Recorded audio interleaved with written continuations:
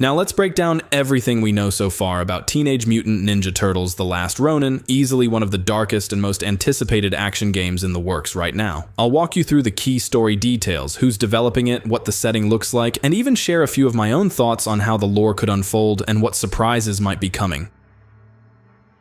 The game was officially announced back in August 2023. It's being developed by Black Forest Games, and it's being published by THQ Nordic. From day one, the devs made it clear this is going to be a single-player, narrative-driven experience inspired by the structure of the God of War trilogy. So we're not talking about an old-school beat-em-up like past TMNT games. This is a full-on cinematic action game with a serious tone, deep storytelling, and a heavily detailed world.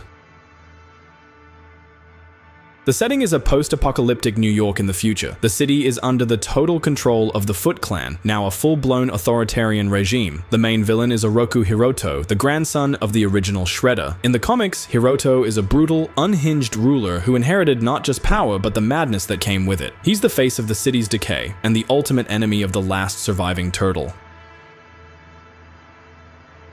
Now here's where things get really interesting. In this story, only one turtle is still alive. The other three are dead, along with Master Splinter. This isn't a tale about teamwork or lighthearted brotherhood. It's a story about loss, revenge, and one turtle's lonely, brutal path forward. In the original comic, the identity of the survivor was kept a secret for a while, adding to the tension. Even though fans already know the full story from the comic, the game might take a different route. There's a real chance the devs will tweak the narrative, or even flip it on its head to keep players on their toes. But if they do stay faithful to the original, we'll be stepping into the shoes of a completely changed turtle. Someone who's been broken down, reshaped by loss, and now lives only for revenge. This isn't the same light-hearted hero we remember. This is a cold, battle-hardened warrior, walking a lonely path through the ruins of everything he once knew. The game is set to adapt the Last Ronin comic book from 2020, which became an instant hit. It was praised by fans and critics alike for its mature tone, sharp writing, and striking visual style. It's still one of the highest-rated TMNT comics to date and is widely seen as one of the best stories the franchise has ever produced. So yeah, you can expect a dark, emotional journey full of pain, solitude, and one final spark of hope. This isn't going to be anything like the cartoons or the light-hearted movies. This is a gritty, grown-up drama packed with action, world building, and probably a ton of flashbacks that fill in the tragic fate of the fallen brothers.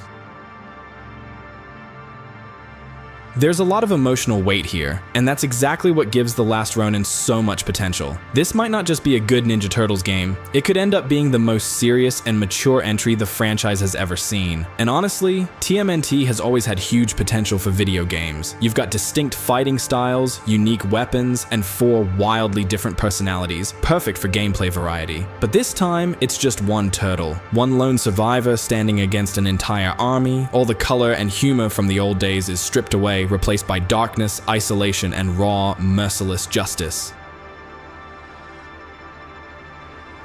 Imagine playing as this lone, battle-worn turtle, absolutely tearing through enemies, fueled by nothing but anger and grief. He's not a hero anymore. He's not a symbol. He's a Ronin, cut off from everything, done holding back. He uses all the weapons of his fallen brothers. That mix of gear is going to make for some seriously deep and flexible combat. If the devs pull it off right, this could feel like one of the best combat systems we've seen in a story-driven action game in years.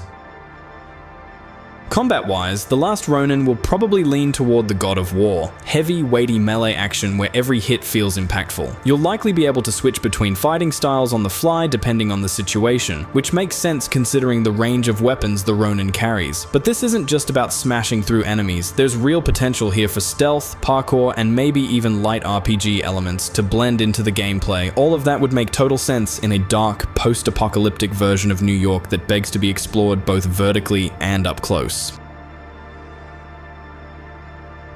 If the devs manage to balance that gritty, emotional story with deep world building and satisfying combat, this could easily become one of the best licensed games of the decade. Taking notes from God of War is absolutely the right call. That game proved you can tell a mature, character-driven story full of pain, growth, and transformation. Exactly what The Last Ronin needs to hit the right emotional beats. It's not just about the action, it's about the weight behind every move. In the original comic book, one of the biggest mysteries was simple but powerful. Who's the last turtle standing? That question drove the entire narrative. Fans spent months debating. When the answer was finally revealed, it caught everyone off guard in the best way. It was unexpected, but it made perfect emotional sense. I won't spoil it here, even though a lot of fans already know. If you're coming into this fresh, trust me, it's better to experience that moment yourself. What's exciting is that the game might actually change things up. Sure, it's based on the comic, but this doesn't have to be a scene-for-scene adaptation. Games are a different medium, and some storylines might need to shift to fit the pacing, player experience, and overall feel of the gameplay. It's totally possible they'll reveal the survivor later in the story, or maybe even throw in a twist that catches everyone off guard, including longtime fans of the source material. That approach honestly makes total sense. If a game sticks too closely to the source material, it risks losing the mystery and surprise that make a story come alive. The devs clearly understand that a video game isn't just a retelling. It's its own medium, with its own pace, its own rhythm, and its own demands for how the narrative and gameplay need to flow together. What am I personally hoping for? First and foremost, solid cinematic combat. A grim, post-apocalyptic New York is already a killer setting, but it needs more than just dark visuals. I want it to feel alive in its decay. Crumbling streets, abandoned buildings, high-tech Foot Clan surveillance gear humming in the shadows, hidden bunkers beneath the ruins. All of that can help build a real atmosphere of isolation and hopelessness that fits perfectly with the Ronin's journey.